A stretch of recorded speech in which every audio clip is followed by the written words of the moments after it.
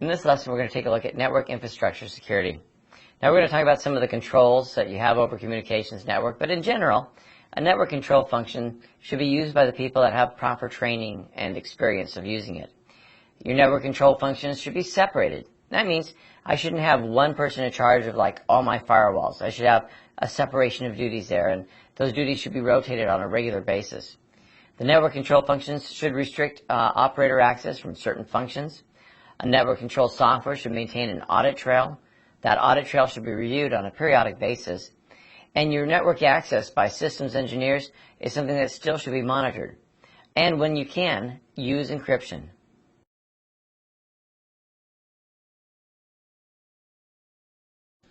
Now, there are some risks associated with the use of a LAN, local area network, and they could, of course, be things like the loss of data and program integrity through unauthorized changes. It could be that they get exposed to external activities, infected with malware, not having proper security might, or people not following the best practices can cause other problems. You can have illegal access through the use of impersonation, people sniffing the local area network to capture packets and to use that information to gain further access, or any other types of user spoof attacks that can occur. As the auditor, you should gain a full understanding of the following things about the LAN, the local area network: the topology of it, its network design. You should know who the LAN administrator and the LAN owners are. You want to know what functions are performed by the LAN administrator. What are their duties that they have to do as they're doing the day-to-day function? You want to know about the LAN users and what computer applications are being used on the LAN. That helps you understand, the nature of the types of people that are on there and the type of traffic that it's trying to support. And we need this because you're going to be starting to look at the risks that are associated with all of these design questions and ways to mitigate those.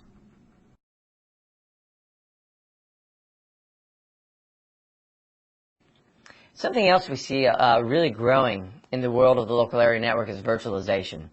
Now, virtualization is providing enterprises with a chance to increase efficiency and decrease their costs with IT operations.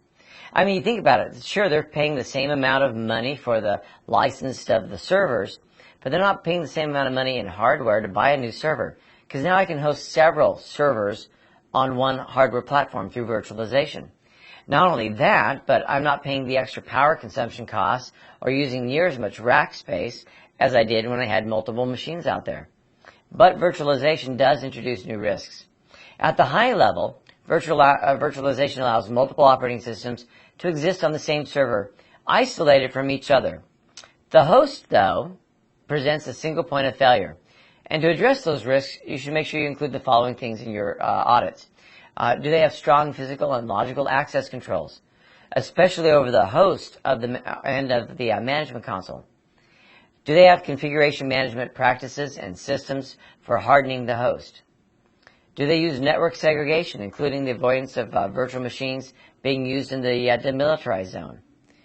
And do they have a strong change management practice in place rather than people going out and making ad hoc changes to either the host or the virtual machines?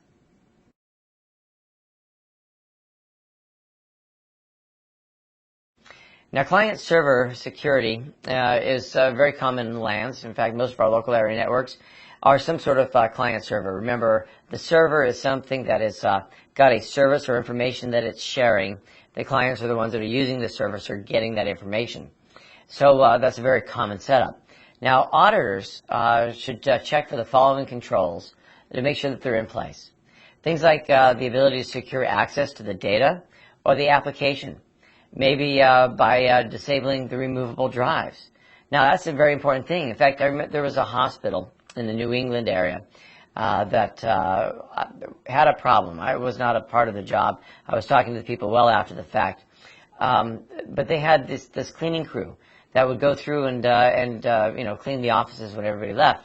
But one of them was using removable drives to actually install malware on all of the machines, so that when he'd go back home and their people come to work, he would own their machines. That very well could have been a person turning the machine on and downloading whatever information they wanted to on a removable drive. To further give you an idea, I have a bunch of removable drives that I've created portable apps on. and I can literally boot up, if I wanted to an operating system on my USB drive. And with my portable apps, I could clone your entire hard drive. All I need to do is put in another, a USB drive, and I could have all your data. And, sure, it's going to take a while if it's a large drive, but the thing is, it's easy to do through those drives. So you want to make sure that you have that secure access. Automatic boots or stop files. Now, this used to be more of a problem, with Windows. You'd put a CD in, and once you pushed it into the tray, it found that auto-run file and automatically started that CD or DVD for you.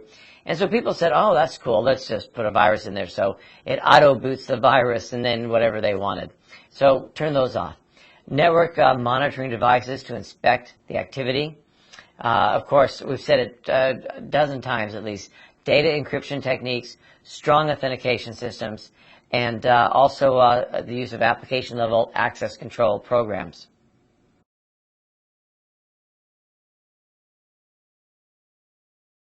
Now, there are some areas of risk and concern. Number one, your access controls might be weak, such as bad password change controls or weak password account rules. You want to have good change control and change management procedures. If you don't, if they're weak, that means that there's not maybe a sign-off, maybe not a real test. Work it out in the lab, see how it works before you put the changes in. A loss of network availability can have a really serious impact. You might have old network components. I often, when I had a discussion about networking and I mentioned a hub, I don't know where you can buy one anymore. And if you have one, they're a bad security risk. Don't use them. It's old network components. And even the remote access connections can be weak. Yes, there are some places where you don't have to encrypt your sessions from remote access.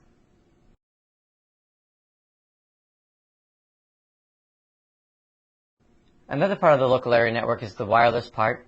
With wireless security, there's a lot of threats and things we can do to mitigate those risks. The classification of the security threats can be divided into 9 different categories. You've got the errors and omissions, fraud and theft by authorized or unauthorized users, employee sabotage, loss of physical and infrastructure support, hackers, industrial espionage, malicious code, foreign government espionage, and even threats to personal privacy.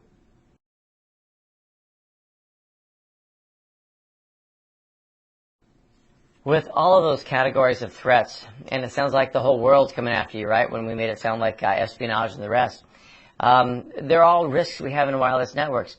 So what do we do about it? Well, we've got to ensure the CIA, which is the confidentiality, the integrity, and availability. And that's got to be your prime objective and security requirement. So how do we deal with that? Well, we've got to get into the authenticity. How can I prove the transmission is real, coming from a real source that I trust? Not only that, but how can I make sure that they can't deny sending transmissions? That's the non-repudiation. I have to have my network up and available. Many denial of service attacks go after the access point, trying to make it drop all of its associations with all of the other hosts out there, or flooding it with traffic, or even just jamming the frequencies. And accountability is keeping track of the logs about all of the actions that are occurring.